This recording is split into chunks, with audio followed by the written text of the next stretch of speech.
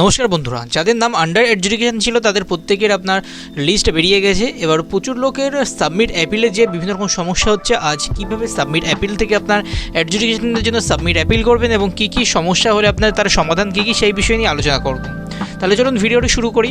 প্রথম আপনার voter.eci.gov.in পোর্টালে ঢুকতে হবে। আপনার ডেসক্রিপশানে লিঙ্কও দেওয়া থাকবে, চাইলে এক লিঙ্কে ক্লিক করে ঢুকতে পারেন। আপনার প্রথমটি ওয়েবসাইট খুললেই দেখবেন একটু স্ক্রল করলে নিচে লেখা আসবে submit appeal for individuals under adjudication থেকে যাদের নাম ডিলিট হয়েছে তাদের ক্ষেত্রে একমাত্র এটা লাগু হবে, এই অপশান থেকে তাদেরই অ্যাপ্লাই হবে। আর ফাইনাল লিস্ট থেকে যাদের ডিলিট হয়েছিল তাদের এখনও কোনো আপডেট নেই, তাদের কীভাবে কী করতে হবে এবং তাদের ভোটার নাম্বার দিয়ে এডজুডিকেশনের এখানে অ্যাপ্লাই করলেও ট্রাইব্যুনালে অ্যাপ্লাই করা যাচ্ছে না। এবার সেক্ষেত্রে আপনার যাদের আন্ডার এডুকেশন থেকে ডিলিট হয়েছিল তাদের করার জন্য আপনার প্রথমে ওই অপশানে ক্লিক করবেন। ক্লিক করার পরে আপনার এখানে এপিক নাম্বার দিতে হবে। আপনার ভোটার কার্ডের যে নাম্বারটা আছে সেটা দিয়ে সার্চ অপশানে ক্লিক করবেন। ক্লিক করলেই দেখবেন প্রথমত আপনার নাম চলে আসবে, আপনার যে নাম্বার দিয়ে লগ ইন করা সেই নাম্বার আসবে, তারপরে আপনার মেন ফর্মটা ফিল আপ করার অপশান আসবে। এখানে এপিক নাম্বার আপনার উপরে অটোমেটিক যেটা থাকবে সেটা নিয়ে নেবে, অনেক ক্ষেত্রে রঙও নেয়, সেক্ষেত্রে আপনাকে ভালো করে এখানে দেখে লিখতে হবে এবং তার উপরে দেখুন লেখা আছে ফুল নেম, আপনার যে নামটা এখানে আছে সেই নাম লিখবেন।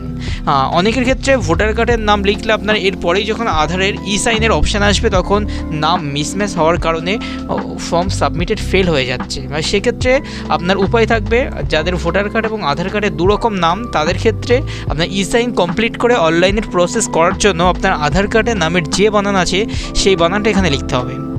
ধরুন আপনার অনেকের নামের ক্ষেত্রে এমডি দেওয়া থাকে, এমডি দিয়ে ডট দেওয়া থাকে, দিয়ে তার নামটা লেখা থাকে। আপনার আধার কার্ডের ক্ষেত্রে এরকম আছে কিন্তু ভোটার কার্ডের থেকে ক্ষেত্রে এরকম নেই। সেক্ষেত্রে আপনাকে ভালো করে দেখতে হবে আপনার আধার কার্ড ভোটার কার্ডে কী আছে।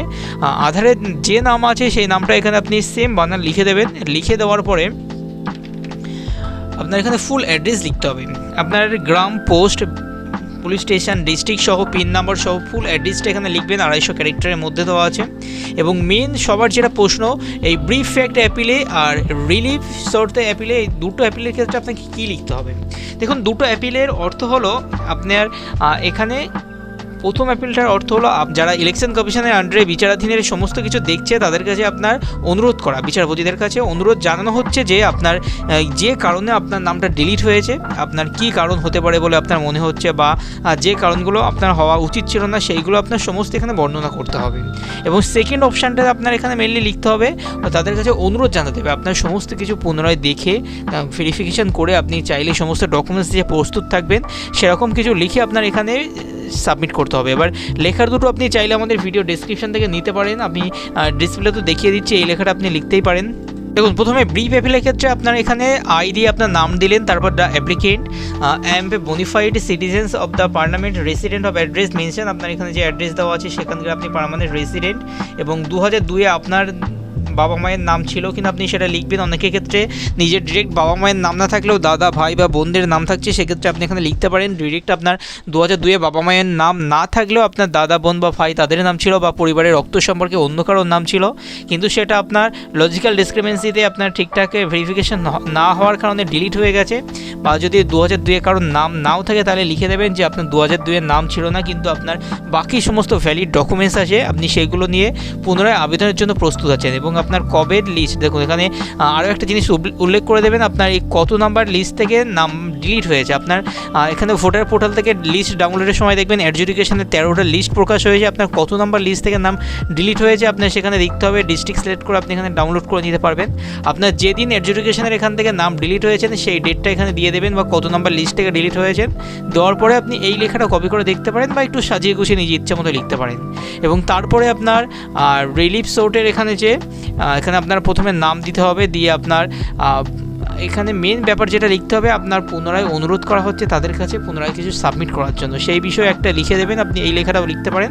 এবং তারপরে আপনার সব কিছু লেখার পরে যে আপনি কোন জায়গা থেকে অ্যাপ্লাই করছেন সে জায়গাটা এখানে লিখবেন। আমি ধরুন কলকাতা লিখলাম, লিখে সাবমিটে ক্লিক করলেই আপনার দেখুন আধারের সাথে ই সাইনের পেজে রিডাইরেক্ট করে দেবে। এবার সেক্ষেত্রে আপনার আমি যে ব্যাপারটা বলেছিলাম আধারের নামতে প্রথমে তো দিতে হবে, না হলে কিন্তু ই সাইন কখনোই সম্পূর্ণ হবে না, ওখানে যে ফিল্ড দেখিয়ে দেবে। আর যাদের ক্ষেত্রে আধারের মোবাইল নাম্বার লিঙ্ক নেই তারা যত দ্রুত সম্ভব, পয়সা একটু বেশি খরচা হলেও লিঙ্কটা তাড়াতাড়ি করিয়ে নিন, কারণ অফলাইনে আর অনলাইনে দেওয়ার মধ্যে অনেক পার্থক্য আছে। অফলাইনে আপনি দিলে ফর্মটি আদৌ জমা পড়বে কিনা তার কোনো ঠিক নেই, কিন্তু অনলাইনে দিলে আপনার কাছে অ্যাপিল নাম্বার থাকবে, আপনি সমস্ত মুহূর্তে আপনার ট্র্যাক করতে পারবেন পারবেন অ্যাপিল কতদূর এগোলো। সেক্ষেত্রে আপনার যাদের লিঙ্ক আছে ডিরেক্ট, বেশিরভাগ মানুষের ক্ষেত্রে এখন লিঙ্ক আছে, আপনার এখানে আধার নাম্বার বসিয়ে দেবেন, দেওয়ার পরে গেট ওটিপি ক্লিক করলে আপনার আধার লিঙ্কের মোবাইল নাম্বারে ওটিপি যাবে, ওটিপিটা বসিয়ে দিলে সাবমিটে ক্লিক করবেন। সাবমিটে ক্লিক করার পরে আপনার ফর্মটি সাবমিট হয়ে যাবে, করার পরে আপনাকে অ্যাপিল নাম্বার দিয়ে রিসিভ কপি দিয়ে দেবে এবং রিসিভ কপিটা আপনি কাছে রেখে দেবেন এবং আপনাকে জমা করতে হবে যখন হিয়ারিংয়ের নোটিশ আসবে। আর অনেকের ক্ষেত্রে দেখবেন যে আপনার নেক্সট করে দিয়েছে নিজের ফোন থেকে, আপনার যে অ্যাপিল কপিটা দিয়েছে সেটা আপনি ডাউনলোড করতে ভুলে গেছেন, তাহলে সেক্ষেত্রে আপনার যে সাবমিট কপি অ্যাপিলের কপিটা সেটা আপনার পুনরায় ডাউনলোডের জন্য আপনি সাবমিট অ্যাপিল ওপর ক্লিক করবেন। ক্লিক করে ট্রাক অ্যাপিলে যাবেন, track appeal for individual under adjudication, এখানে যে আপনার এপিক নাম্বার দিয়ে সার্চ করলে অটোমেটিক আপনার যে অ্যাপিল নাম্বার সেটা চলে আসবে, সেটা ভিউয়ে ক্লিক করে আপনার ডাউনলোড করে নিতে পারবেন। এবার আপনার যদি এই সংক্রান্ত কোনো সমস্যা হয় আপনি অবশ্যই আমাদের ডিসপ্লেতে এই নাম্বারে যোগাযোগ করুন, আমাদের টিমও আপনার এই সমস্ত কিছুতে সাপোর্ট করবে। এবার আপনি নিচে না পারলে আমাদের টিমের থেকেও কাজ করে নিতে পারেন। Basic form fill up charges নিয়ে থাকি আমরা, আমাদের টিম থেকেও অত্যন্ত ভালো করে কাজ করে দেয় এবং আপনি আমাদের টিমের মাধ্যমে কাজ করাতে পারেন।